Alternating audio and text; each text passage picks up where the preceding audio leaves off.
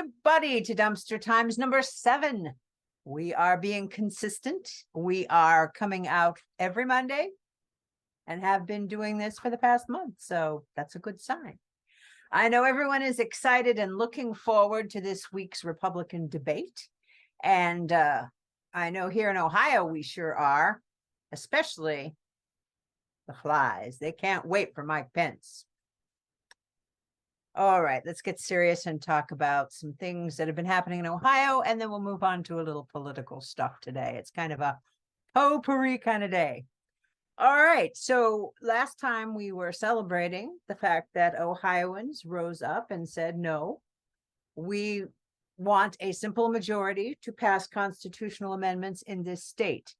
And lo and behold, not only do we have abortion as a constitutional amendment, reproductive rights for women, on the ballot this November, we also have legal marijuana on the ballot this November. And in a trifecta of good news for the citizens of the state of Ohio, ex-Chief Justice Maureen O'Connor says she'll stay out of Ohio redistricting process if the overhaul constitutional amendment passes.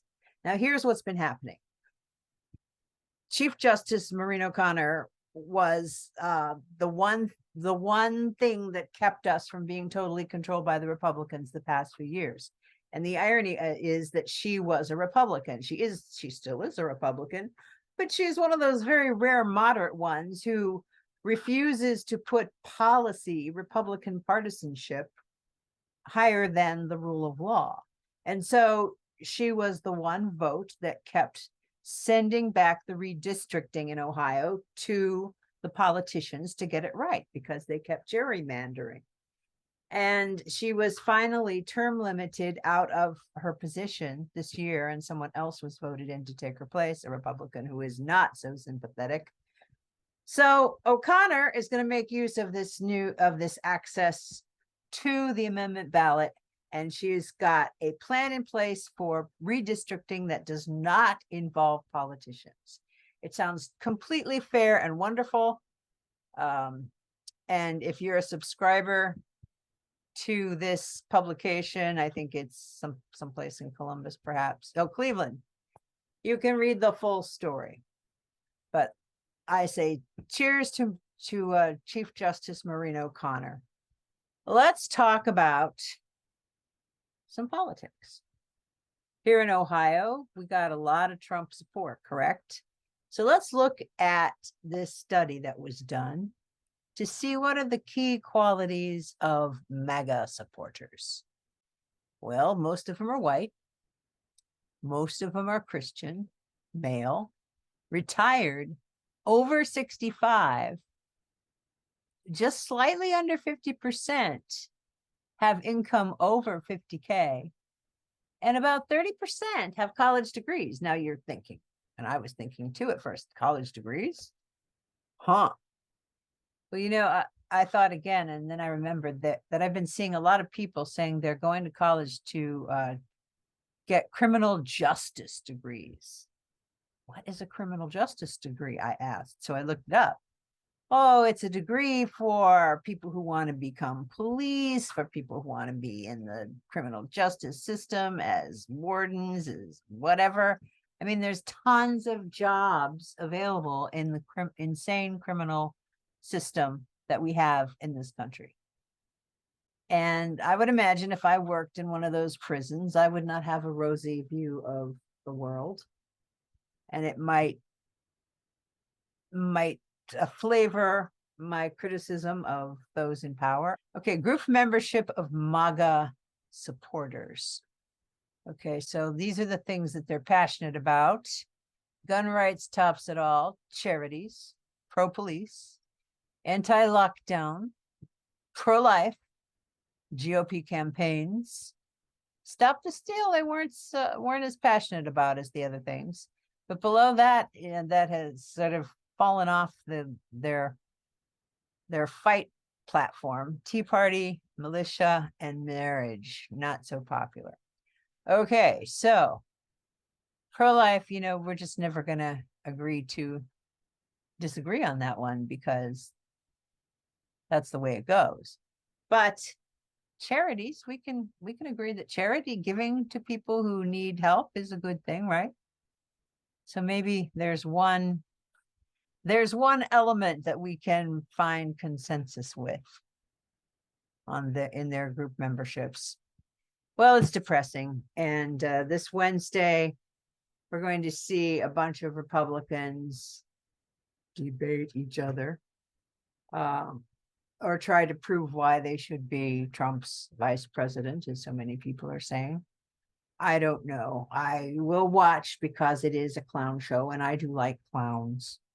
All right. The third thing I wanted to talk about was, we should always have a climate change portion of this program here on Dumpster Times. And I thought this was interesting. Even though it's old news, it's still relevant. A billionaire emits 1 million times more greenhouse gases than the average person. Billionaire investments in polluting industries such as fossil fuel and cement double the average for the Standard and Poor group of 500 companies.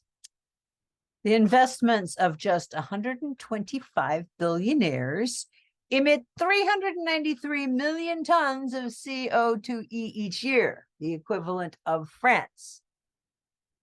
At an individual annual average, that is 1 million times higher than someone in the bottom 90% of humanity, like you and I.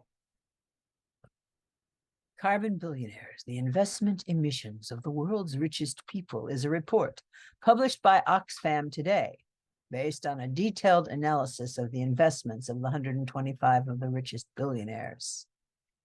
In some of the world's biggest corporates and the carbon emissions of these investments, these billionaires have a collective 2.4 trillion stake in 183 companies. The report finds that these billionaires' investments give an annual average of 3 million tons of carbon per person, which is 1 million times higher than 2.76 tons of carbon, which is the average for those living in the bottom 90%. Wow.